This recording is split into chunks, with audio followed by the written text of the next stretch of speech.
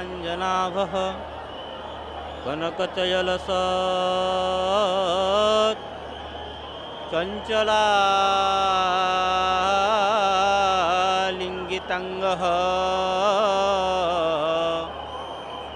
स्निग्धो गम्भीरनादः स्त्रीजगति जनता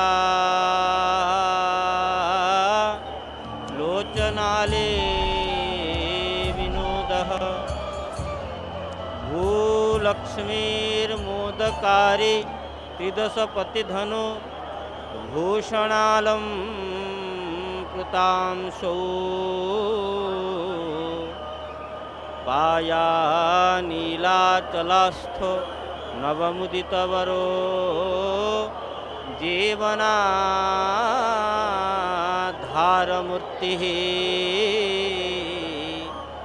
जीवनाधारमूर्तिः।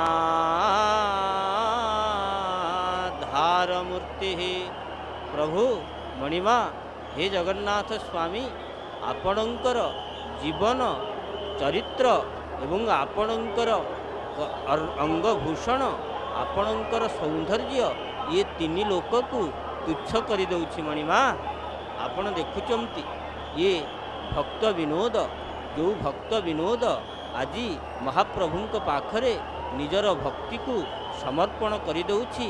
एपटरे भाव समुद्र सेपटरे जन समुद्र रथत्रय विराजमान करिछंती। भाव आउ जन समुद्रर मझिरे सुंदर भावरे ये देखा जाउछंती नील लोहित रथ तालध्वजंकर अपूर्व गारिमा को पदार्पण करुछंती। आहा हा हा जगन्नाथ स्वामी बलियार भुज सुवर्ण भावरे अलंकृत होई सुवर्ण वेशरे अलंकृत हाई आज सेवक निजर भक्ति गारिमारे प्रेम श्लाघिमारे महाप्रभुंकु धीरे धीरे अंकित कर देउछि।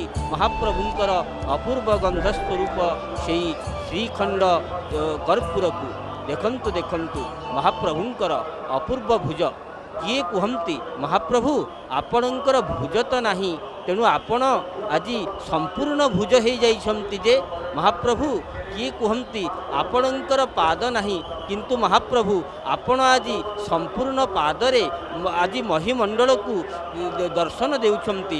आपणकर पद दर्शन आदि हेउछंती आपणकर हस्त दर्शन हेउछंती आपणकर भाव दर्शन हेउछंती।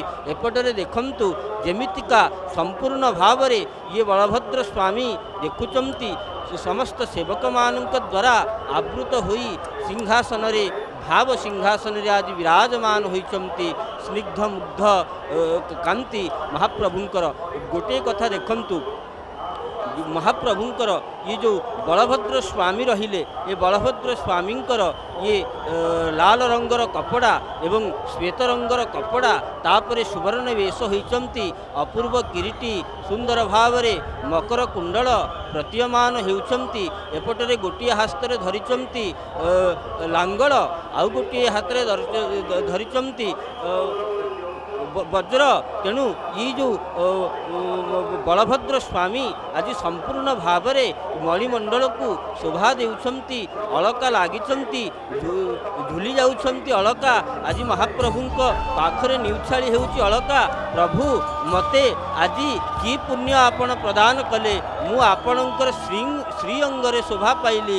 एपटरे देखुचंती जन समुद्र मिसी जाए यथा चपला निर निरद अंगे मिसी जाए तथा जीवात्मा परमात्मा चरणे मिसी जाए यथा प्रभाती तारा रवि किरणे मिसी जाए तथा अबला सही तरंग गणे।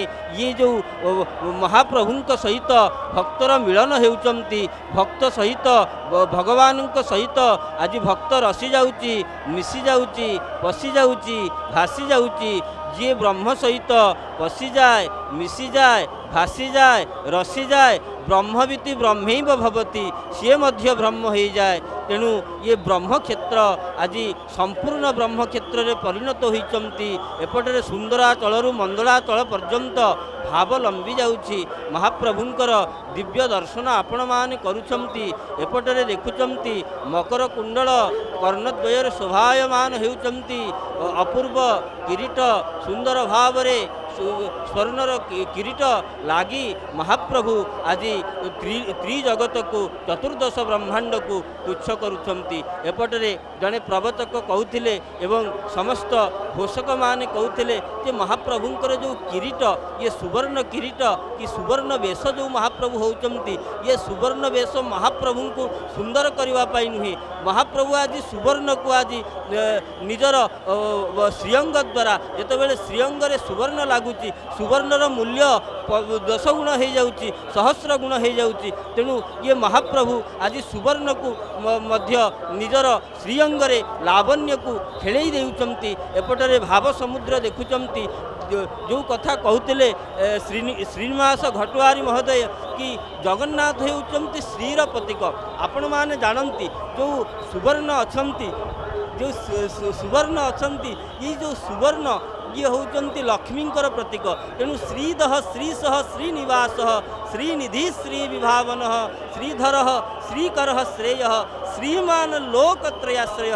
तेणु संपूर्ण श्री रे आज विमंडित होती। आज आप जानती ये रथयात्रार जो 5 विधि अच्छी गोटे विधि होती आपणकर स्नान पूर्णिमा गोटे विधि होती अणसर आउ गोटे विधि होती गुंडीचा आउ गोटे विधि होती आड़प मंडप महाप्रभु रहिबा आउ गोटे विधि होची नीलाद्रि विजे। ये जो 5 विधि रे महाप्रभुंकर रथयात्रा संबरित होउची। ये जो 5 विधिर ये जो महाप्रभु आज सुवर्ण वेश होइचंती। तेणु ये 5 विधि रे 3 थर महाप्रभु महालक्ष्मी महाप्रभुंक पाखकू आसी थांती विधि रे निजर नीला रचना करि थांती। गोटे विधि रे महालक्ष्मी ये जो पंचमी तिथि रे गले एवं सुंदर भावरे जो भावरे हेरा पंचमी कहा जानती यही हेरा पंचमी दिन महाराणी महालक्ष्मी गले एवं आउ गोटे थर बाहुड़ा बेले आपण माने देखिथिले राजनगर सम्मुखें महाराणी भेट कले।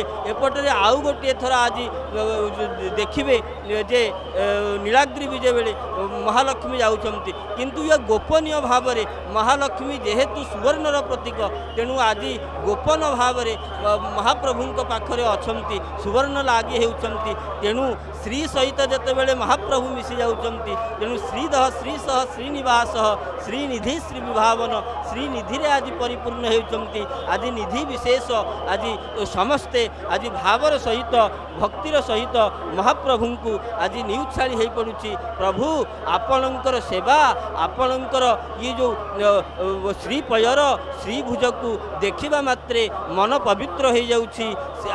श्रीक्षेत्र रे आज भूठार भूमा पर्यंत समस्ते आज कृतकृत्य हो पड़ुछंती।